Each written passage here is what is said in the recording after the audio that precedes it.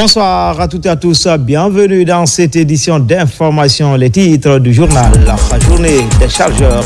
Le Premier ministre, chef du gouvernement, a présidé la cérémonie de lancement de la toute première édition en Guinée, placée sous le thème des conseils des chargeurs, véritable levier de développement économique des États africains.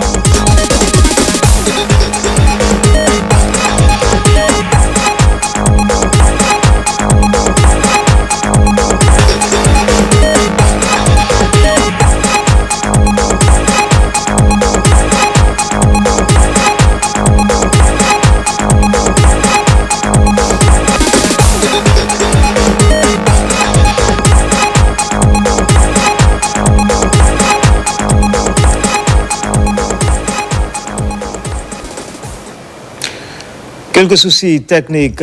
L'invité de ce soir se nomme Jean-Paul Sédi, il est ministre de l'enseignement préuniversitaire et de l'alphabétisation. Quelques soucis techniques. Nous allons démarrer cette édition d'information par cette feuille d'audience au Conseil national de la transition. Dr Dansa Kourouma a reçu en audience un groupe d'investisseurs du Qatar dénommé Protec Pacifique. Ce groupe qatari entend investir dans plusieurs secteurs socio-économiques, notamment dans l'énergie et l'hydraulique. Robert Siditolo. Une étape cruciale vient d'être franchie dans le cadre de la mise en œuvre du programme stratégique Simandou 2040, avec la tenue de la troisième et dernière phase de validation de la documentation des travaux. La rencontre présidée par le ministre directeur de cabinet de la présidence et président du comité stratégique de Simandou, Djiba Diakité, s'est tenue ce jeudi 10 avril 2025 au Petit Palais de la Présidence dans un climat de travail intensif et de collaboration multisectorielle. Cette session s'inscrit dans le prolongement des échanges engagés lors de la précédente rencontre du 6 mars 2025 avec pour objectif de dresser un bilan détaillé des avancées et de renforcer la dynamique collective autour de ce programme national majeur. Il s'agissait également de valider les documents structurants du programme en vue de sa mise en œuvre. La rencontre a été introduite par Ismaël Nabé, ministre du Plan et de la Coopération internationale, avant de laisser place à une session. C'est un entretien sur fond de franche collaboration et de bons partenariats entre la République de Guinée et le Qatar que le président du CNT, Dr Dansa Kourouma, a eu avec la délégation de l'entreprise Protect Pacifique. De nombreuses questions liées aux opportunités d'investissement dans plusieurs secteurs socio-économiques en Guinée ont été largement abordées. Nous sommes là pour discuter d'opportunités d'investissement, notamment en matière d'adduction d'eau potable, et nous envisageons de mettre en place une usine de transformation d'eau potable qui aurait pour capacité 50 000 mètres cubes par jour. Quelques soucis techniques. Dans un instant, nous allons revenir sur la grande édition de ce soir. C'est un entretien sur fond de franche collaboration et de bons partenariats entre la République de Guinée et le Qatar que le président du CNT, Dr Dansa Kourouma, a eu avec la délégation de l'entreprise Protect Pacifique. De nombreuses questions liées aux opportunités d'investissement dans plusieurs secteurs socio-économiques en Guinée ont été largement abordées.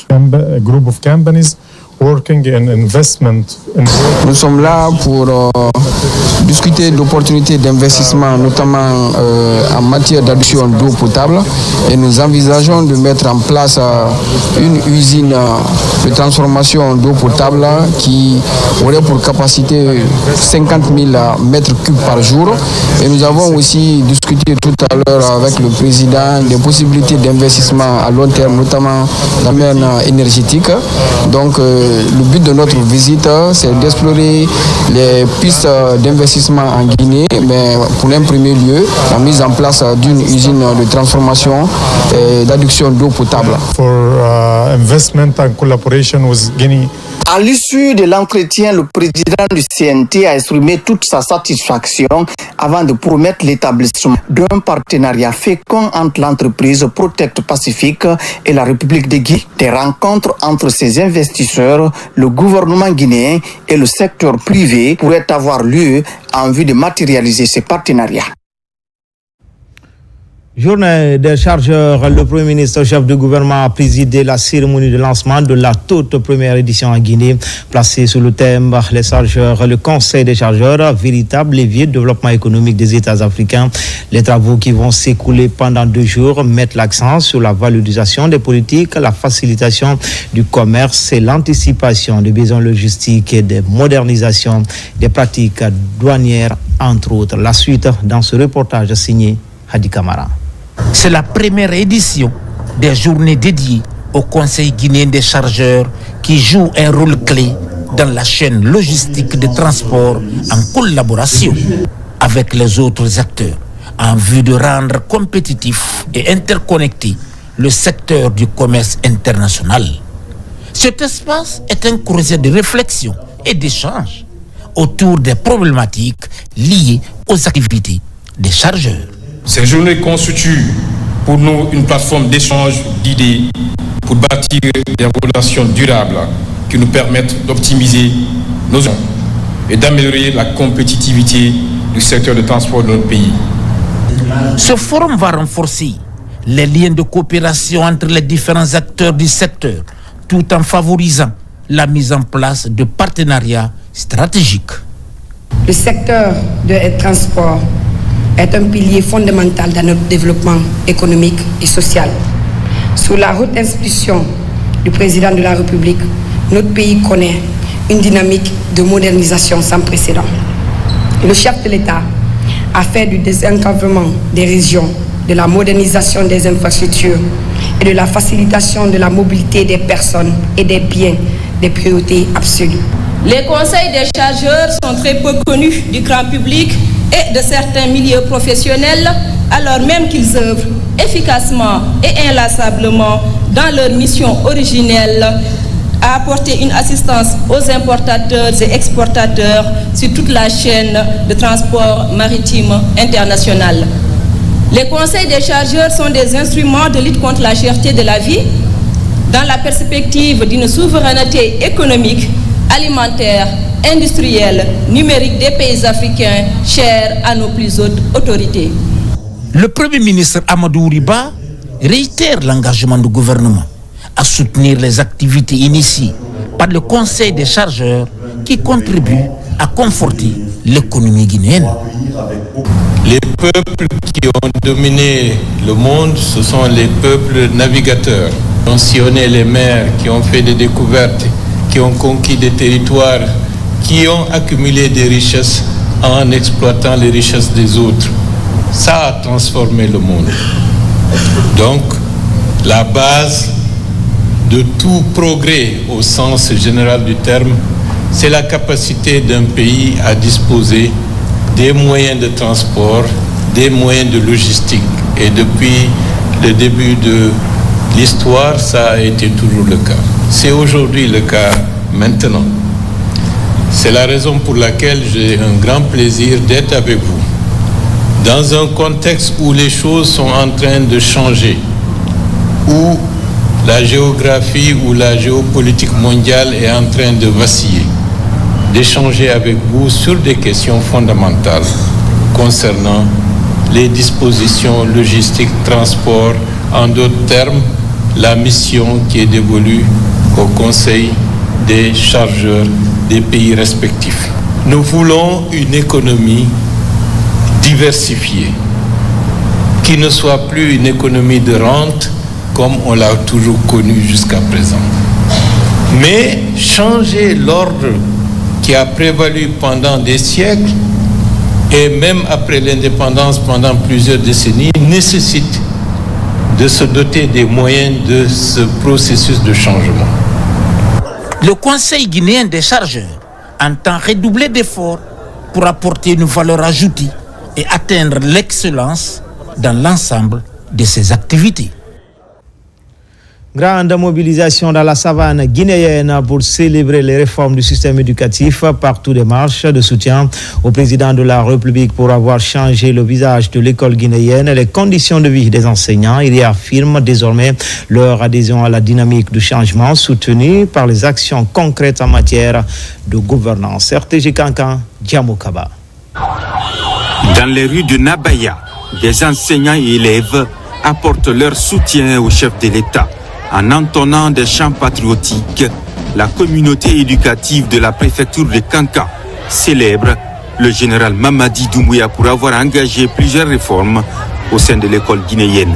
À la Maison des Jeunes, ils annoncent leur intention pour la continuité du président de la République. C'est donc avec conviction, reconnaissance et fidélité qu'au nom du Sion, je réitère ici notre plein et entier soutien à votre noble combat pour l'éducation qui est aussi du progrès, de la justice sociale, de l'unité nationale. Le monde enseignant à travers la préfecture de Kankan et de la région de Kankan vient de démontrer encore une fois que ce monde appartient au général et que le monde se réclame à la vision patriotique du général Mamadi Doumbouya. Encore une fois, la reconnaissance des enseignants aux acquis de la République, c'est à saluer. Au cœur de ce temps de liesse collective à Sigiri, l'adhésion des enseignants est totale pour dire merci au général Mamadi Doumbouya. Éduquer, former et bâtir le futur de la Guinée, tel est le maître mot des enseignants guinéens. En donnant aux enseignants les moyens de remplir pleinement leur rôle d'artisans bâtisseurs du futur, un système éducatif résilient et équitable est au cœur de toutes les aspirations à Kouroussa. Aux côtés de la communauté éducative du Hamana, le ministre des Affaires étrangères accompagne cette dynamique des enseignants. Les populations sont dehors, dans la rue, avec les pancartes, avec les effigies du général Doumbouya, marchant sur les routes qu'il a détournées.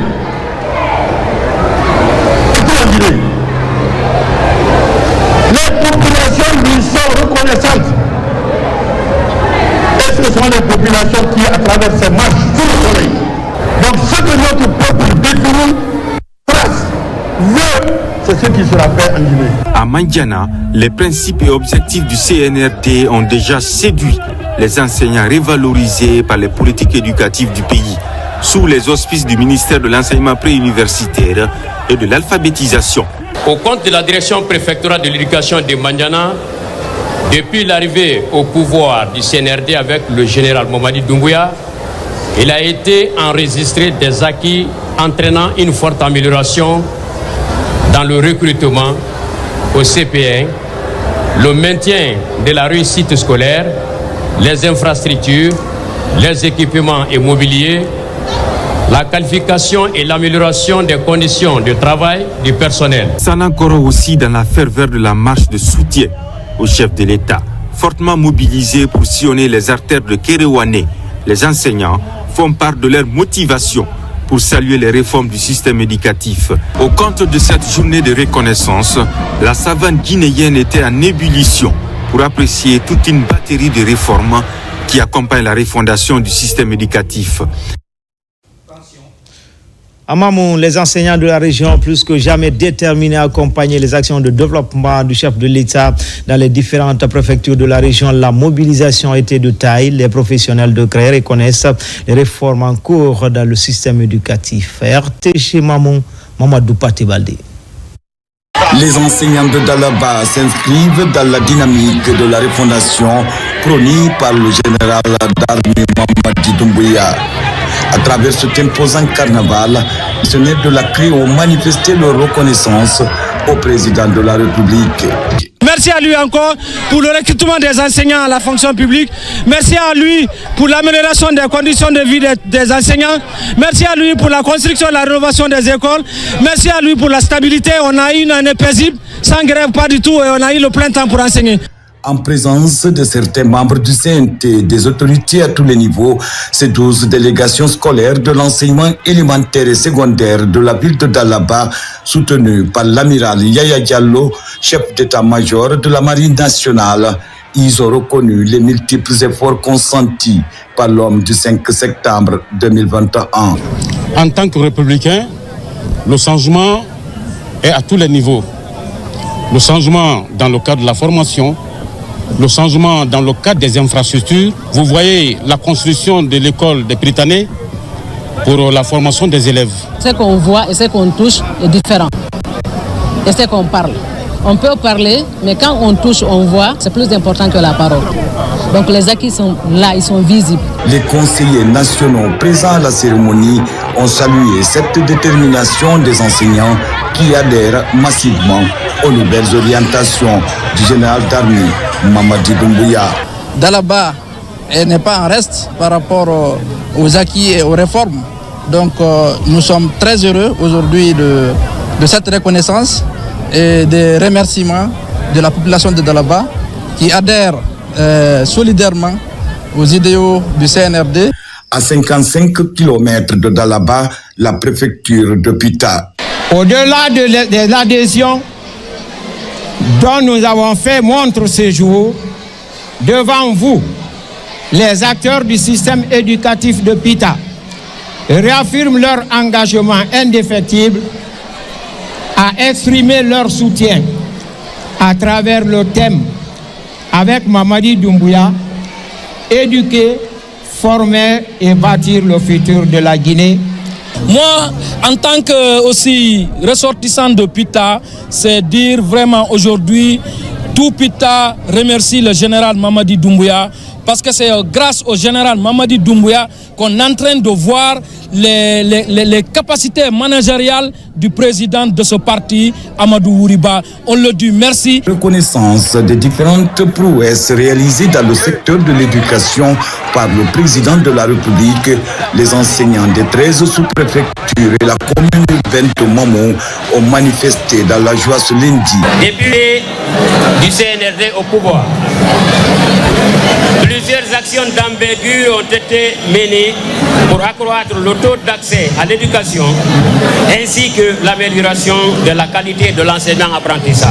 Cette reconnaissance témoigne de nombreux changements opérés dans le secteur de l'éducation par le gouvernement de la transition. Je voudrais, au nom des paisibles populations de la préfecture de Mamou, rendre un hommage mérité à son Excellence, Monsieur le Président de la République, chef de l'État, chef suprême des armées, général Mamadi Doumbouya, pour sa vision éclairée et son engagement inébranlable en faveur d'une éducation inclusive, innovante et tournée vers l'avenir. Tous les Guinéens constatent les résultats de manière concrète. Et l'éducation constitue la priorité des priorités du président de la République et de son gouvernement. Le programme Simandou 2040, un pont vers la prospérité de la Guinée, l'éducation constitue un des piliers fondamentaux dans la formation afin de bâtir une future Guinée où il fait bon vivre. À présent, je reçois sur ce plateau le ministre de l'enseignement préuniversitaire et de l'alphabétisation, monsieur Jean-Paul Sedi. Bonsoir. Bonsoir. Et bienvenue sur ce plateau. Tout d'abord, pour commencer, la mobilisation fut grandiose ce lundi sur toute l'étendue du territoire national. Sous votre leadership, les enseignants étaient dans les rues pour célébrer les actions du CNRD. Cette motivation est partie de quoi? Je pense que cette motivation, elle est déjà profonde puisqu'elle s'exprime instantanément et de manière diverse selon les régions, selon les préfectures. Et comme vous l'avez suivi dans ces différents reportages, ce sont des mouvements qui sont portés par eux-mêmes, par la volonté d'être portés, la volonté de s'exprimer. Et je pense que les raisons profondes de cette forte mobilisation de tous les enseignants, c'est la conviction, c'est l'espérance en un avenir meilleur de la part de cette jeunesse qui se retrouve aujourd'hui en majorité dans l'enseignement. Justement, votre réaction par rapport à cette forte mobilisation des enseignants, mais surtout aussi des partenaires sociaux? Non, très franchement, la première réaction que je pourrais avoir, c'est celle de remercier déjà tous ceux qui se sont impliqués dans cette organisation, les enseignants, les différents responsables administratifs des préfectures, le gouvernement, les partenaires sociaux que je salue très fort, qui aussi, de manière très naturelle, se sont associés à cette manifestation, comme pour dire que lorsque nous réussissons à aborder les antagonismes, nous les dépassons et nous allons vers quelque chose de mérité. Quelque chose qui réunit et qui met tout le monde en parfaite harmonie. Et c'est cette harmonie qui dépasse les volontés individuelles, moi qui m'a énormément touché lors de toutes ces manifestations-là. Aujourd'hui, actualité oblige, nous avons le recensement en cours. Quelle sera la participation des enseignants, surtout au sein des communautés, pour un peu sensibiliser les gens pour aller se faire recenser? Alors, oui, il y a eu cette manifestation énorme, je dis bien énorme des enseignants. Je crois que nous n'avons plus à dire pourquoi cette manifestation, on l'a souvent suffisamment dit, ce sont les acquis, c'est même la confiance en soi qu'aujourd'hui le système éducatif retrouve, c'est cette dynamique de jeunesse que le système éducatif lui-même retrouve. Mais au-delà, qu'est-ce qu'il faut entendre, qu'est-ce qu'il faut comprendre là? C'est pour moi qui est important à ressortir, c'est que ça nous a permis de voir le rôle social, éducatif que peut avoir le système éducatif dans la cité, en dehors des concessions scolaires. Et c'est pourquoi, vraiment, je voudrais que les enseignants en prennent bien conscience et qu'ils s'impliquent au-delà du cours, au-delà de l'instruction, qu'ils s'impliquent dans la sensibilisation des populations, qu'ils s'impliquent dans l'éducation de la population, qu'ils s'impliquent dans les activités. Les jeunes enseignants que j'ai trouvés partout lors de mes tournées à l'intérieur du pays, je leur ai dit, il faut que vous fassiez revivre les clubs littéraires, les clubs de sport et tout ça, parce que vous avez un rôle éducateur dans la société, un rôle social. Ce n'est pas que l'instruction.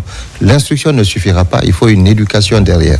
Et c'est pourquoi je voudrais vraiment qu'ils s'impliquent dans tout ce qui peut se passer, pas forcément uniquement le recensement, mais toute la sensibilisation nécessaire aux actions qui vont être entreprises pour aller vers la refondation de notre pays. Nous en avons besoin et le système éducatif en est bien conscient. Pour terminer, votre message à l'endroit de tous les acteurs du système éducatif guinéen. Déjà, pour les enseignants, vraiment les remercier parce que je n'ai pas eu à les porter. On a lancé l'idée, on a mis les grandes lignes et ils se sont appropriés du projet, ils ont voulu exprimer leur soutien, leur confiance. Je voudrais leur rappeler qu'aujourd'hui, ce sont eux qui sont au pouvoir, les jeunes qui entreprennent des choses. Ils doivent se projeter. Et le projet ou le programme Simandou est un outil pour eux de se projeter. Ils doivent savoir que dans les années qui vont venir, on doit pouvoir tirer le meilleur du jeune Guinéen. C'est pourquoi, au niveau de l'éducation, en termes concrets, dès l'année prochaine, nous allons lancer les nouveaux programmes qui ont été élaborés avec des manuels qui vont être donnés aux enfants. Et nous allons nous concentrer sur les premières promotions de cette refondation, donc sur les CP, les classes du primaire, où nous allons essayer de mettre le maximum d'énergie. Alors, ce que je demande aux enseignants, c'est d'accepter de se mettre au travail, d'accepter d'enseigner bien sûr ces élèves, mais surtout de les éduquer. En Guinée, nous avons besoin de reprendre de la fierté, de croire à notre pays. Nous avons besoin de nous dire que nous sommes capables, nous pouvons et nous devons réussir notre résurrection sur ce continent africain. Merci, monsieur le ministre, d'être venu. C'est moi qui vous remercie de nous donner souvent l'occasion de nous exprimer et de dire un grand merci à tous nos partenaires et à tous ceux qui ont bien voulu nous accompagner dans ce mouvement. À très vite. Merci beaucoup, Je vous rappelle que nous étions avec le ministre de l'Enseignement préuniversitaire et de l'Alphabétisation, Jean-Paul Sedi. Dans le reste de l'actualité, en déplacement, le ministre de la Défense nationale sensibilise sur l'importance accordée au recensement à vocation d'état civil à Farana. L'ambassadeur Abakar Sidiki Kamara, lors d'une rencontre citoyenne, informe sur les enjeux liés au processus, moment choisi pour les populations de Sankara de réaffirmer encore une fois leur soutien aux idéaux de paix et de développement du général d'armée Mamadi Doumbouya. Adjudant-chef Abdelkader Kamara, il est correspondant de la presse militaire. C'est une importante rencontre citoyenne. Elle mobilise ici à la Maison des Jeunes de Farana les autorités préfectorales et populations. Le but est d'informer les citoyens de la localité sur les enjeux du recensement à vocation d'état civil. La rencontre est placée sous la présidence d'honneur du ministre de la Défense nationale, l'ambassadeur Abakar Sidiki Kamara. Nous soutenons les idéaux de paix, de justice et de développement de ces visionnaires de ces leaders éclairés qui veulent que la Guinée amorce son développement. Les élections, c'est maintenant. Le recensement dont il s'agit, la commune et la préfecture de Farana seront parmi les premières dans la République de Guinée en termes de recensement. Et puis tout le monde le radio est là. Si vous écoutez ce qui se dit sur les ondes des radios à Kankan, Sigiring, Labé, partout en Guinée, c'est la même chose que nous voyons aujourd'hui ici. Nous prions Dieu que la transition se passe bien. Porteur du message de salutation et de remerciement du chef de l'État, chef suprême des armées, le ministre de la Défense nationale a pris le temps d'expliquer en détail les objectifs et les avantages de ce recensement biométrique à vocation d'état civil pour les populations guinéennes. Ce recensement, ça permet à chaque Guinéen d'avoir une identité unique, numérique.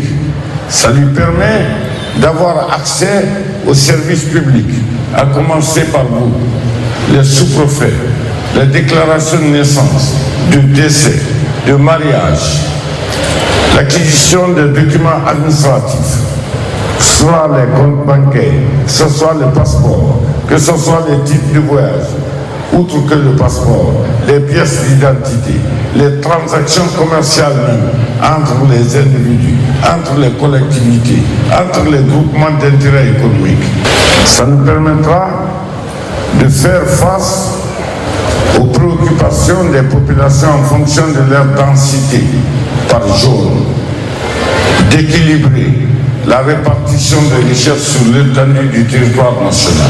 Le recensement administratif à vocation d'état civil se déroule actuellement dans cette région, conformément au programme et au calendrier établi par le ministère de l'administration du territoire et de la décentralisation. Le recensement, seulement l'extrait de naissance biométrique, l'extrait de naissance ordinaire qu'on avait et le jugement supplétif transcrit.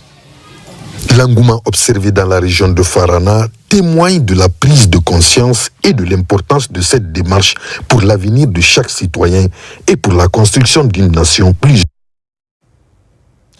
Recensement biométrique de la population. Les femmes s'engagent de plus en plus dans ce processus.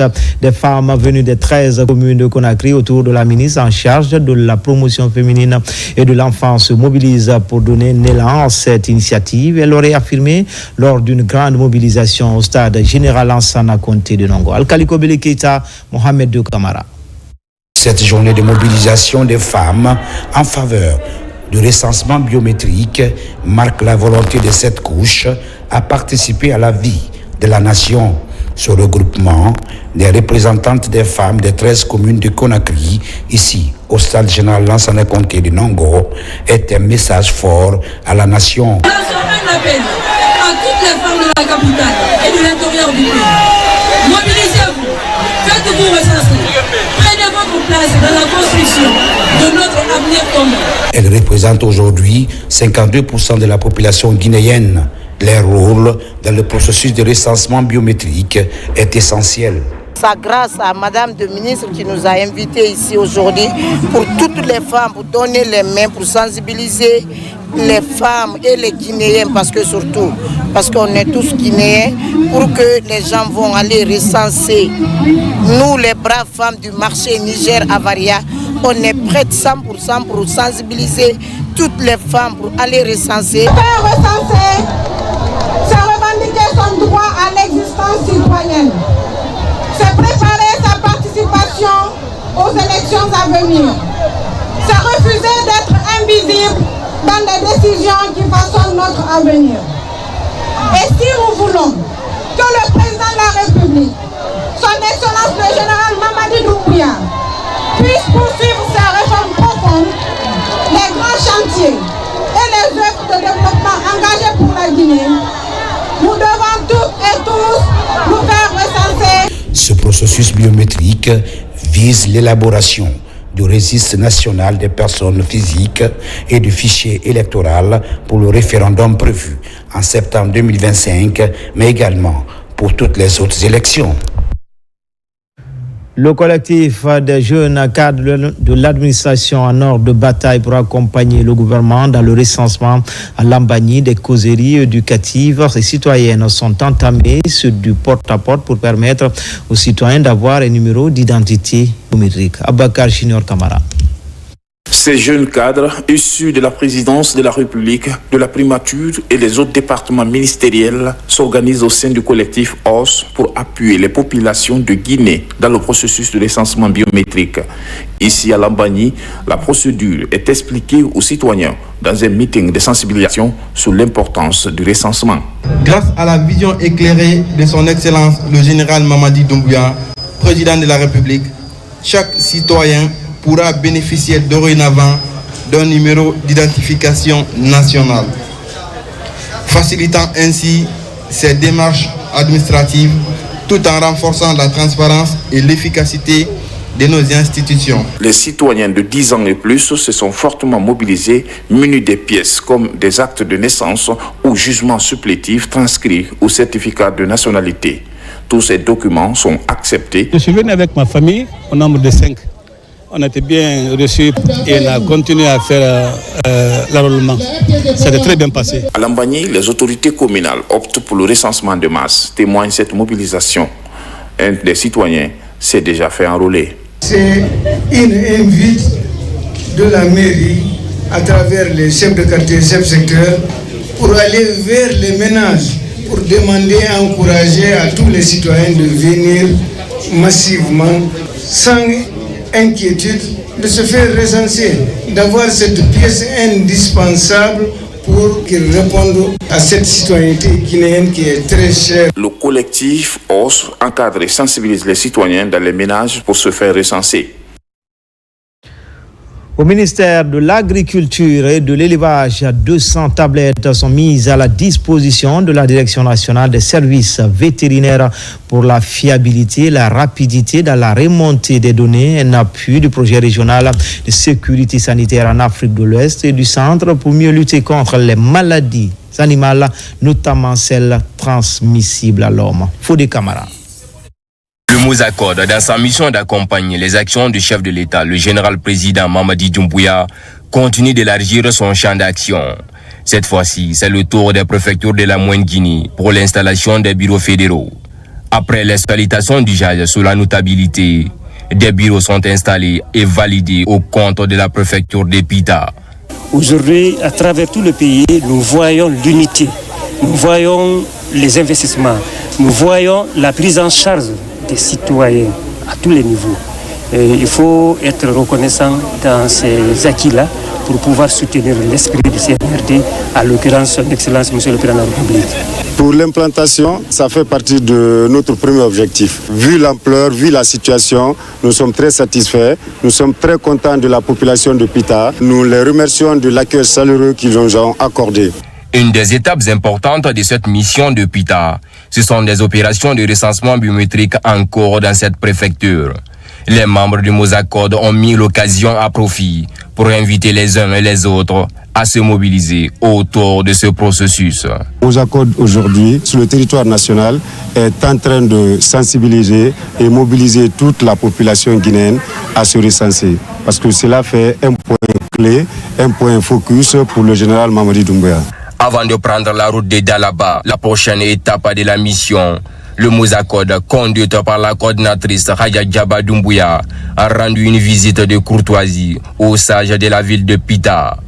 La délégation a aussi procédé à l'inauguration d'un forage dans le quartier Les Sarets. Vous l'avez compris, c'était plutôt la tournée de la coordination du Mosacode Hadja Djaba Doumbouya dans la région de Fouta. Agadir devient le temps d'un colloque, le centre névralgique de réflexion sur l'avenir de l'enseignement supérieur. La Guinée y prend toute sa place, apportée par une vision ambitieuse et des réformes en cours. Les détails avec Mounir Bari, envoyé spécial. Ville d'Agadir, au cœur du Maroc, le monde universitaire se donne rendez-vous. Le 27e colloque international prosectique ouvre ses portes à des experts, décideurs et chercheurs venus d'Afrique, d'Europe et d'ailleurs. Au programme, la transformation de l'enseignement supérieur, innovation pédagogique, intelligence artificielle et nouvelles stratégies de gouvernance. Cette conférence, ce colloque sur la projectique est une plateforme pour nous pour exposer notre vision, la vision du chef de l'État, le président de la République, le général Mamadi Doumbouya, sur l'avenir de l'éducation. Nous avons une expérience particulière, c'est l'expérience guinéenne pendant cette période de refondation. Et puis partager avec eux également les idées novatrices du président sur le financement de l'éducation. Cette année, le thème, c'est l'innovation pédagogique. C'est là où on a eu le plaisir d'inviter Monsieur le ministre de l'Enseignement supérieur pour participer, pour enrichir les débats. La Guinée, représentée par le ministre Alpha Bakar Bari, fait entendre sa voix. Face aux acteurs de l'écosystème mondial, il présente les réformes engagées à Conakry et l'engagement du président de la République, le général Mamadi Doumbouya, pour refonder l'enseignement supérieur guinéen. Première opportunité, c'est de réfléchir aujourd'hui en mixant les besoins de formation dans le domaine du management de l'ingénierie et en croisant cela avec les questions du digital.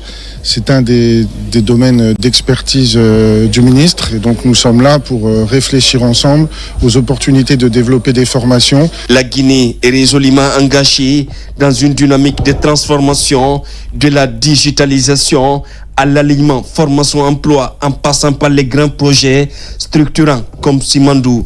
La présence guinéenne est remarquée, portée par une ambition, faire de l'enseignement supérieur un levier de développement durable et d'insertion professionnelle. C'est parti pour les activités de célébration du 50e anniversaire de la CEDEAO. C'est le président du Ghana qui a donné le coup d'envoi des festivités qui vont s'étendre sur toute l'année dans les différents pays membres de cette institution. John Dramani Mahama annonce l'octroi de 1000 bourses aux jeunes de la zone ouest-africaine dans les universités ghanéennes. Mohamed Touré, Adama Mohamed Keita, envoyé spéciaux. C'est une CEDEAO résolument engagée à poursuivre et à diversifier l'intégration économique au sein de l'espace sous-régional. Malgré donc des efforts en faveur des populations, beaucoup reste à faire pour atteindre les objectifs que les pères fondateurs se sont assignés en créant l'institution le 28 mai 1975 à Lagos, au Nigeria. L'un des domaines qui requiert de la réflexion, c'est le faible niveau des échanges intracommunautaires. Bien qu'il s'agisse d'une union douanière, les échanges intracommunautaires s'élèvent à 12%.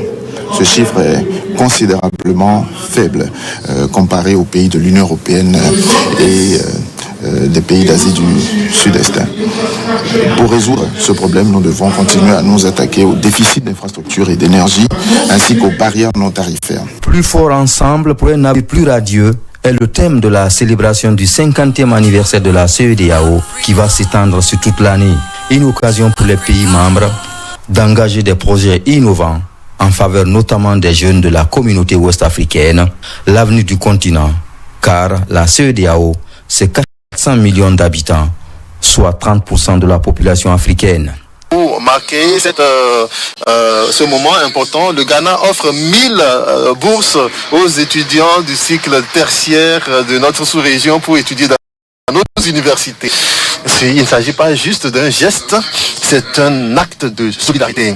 C'est un pont vers un avenir où nos jeunes vont grandir en se voyant pas en tant que partenaires. En marge du lancement du jubilé d'or du 50e anniversaire de la CEDEAO, le Conseil des ministres a tenu une session extraordinaire axée sur le retrait des pays de l'AES, l'Alliance des États du Sahel, officialisée en janvier dernier. Enfin, la contrée de Soto, sous-préfecture de Yemberin, préfecture de Mali, organise sa ziara annuelle. Cette initiative des fils résidents et ressortissants de Soto, une localité agro-pastorale fortement ancrée dans la tradition islamique. Pas que, Soto est également un modèle de développement local. Il possède un poste de santé moderne, une addiction d'eau, une école primaire bien sécurisée. Cette année, les prières portent sur la paix et la cohésion sociale. Les images de Sarah Pingalo sont commentées par Nabila et Moussa Kamara. Le village de Soto, dans la sous-préfecture de Mali-Yembereng, est une localité agro-pastorale et religieuse vieille de plus de 600 ans. Aujourd'hui, grâce à l'unité des filles et fils de Soto, les infrastructures sociales de base sont visibles dans cette localité. À titre d'exemple, cette installation d'éduction d'eau, l'école et le poste de santé entièrement équipés et sécurisés ont mobilisé les autorités administratives et religieuses venant de partout pour leur inauguration. Monsieur le gouverneur, vous avez eu l'occasion d'inaugurer un poste de santé construit par les filles et fils de Soto. Un projet communautaire exemplaire qui témoigne de l'engagement citoyen de notre jeunesse et de toutes les populations de Soto. Désormais, ce poste de santé entièrement équipé avec le financement local va améliorer les conditions de santé primaire des citoyens de Soto et environnants comme souhaité le CNRD et son président. Pour que ce poste soit déjà fonctionnel, déjà il y a un grand pas. Demain, nous allons envoyer un agent de santé, mais aussi les médicaments pour que le centre puisse immédiatement fonctionner. Pour le renforcement de l'engagement des citoyens de cette localité à l'unité d'action à la mobilisation des ressources pour plus de développement à Soto, la 13e édition de la Ziara est aussi organisée. Le cours a été plusieurs fois lu ici et d'autres évocations pour le repos de la défense et le bonheur de Soto, ainsi que pour tous les Guinéens pour un lendemain meilleur. Cette lecture du Saint-Coran, au-delà de sa portée religieuse, est également un moment de rassemblement, de réflexion et d'engagement pour le développement de Soto. À l'occasion de cette ziara, le Coran a été lu plusieurs fois pour la paix et l'unité entre les Guinéens. C'était tout pour les infos. Tout le plaisir a été pour moi de vous servir. L'actualité se poursuit sur le www.rtgguinée.info. À demain pour d'autres actualités sur la Guinée, notre paradis terre de richesse et d'innovation. Inch'Allah.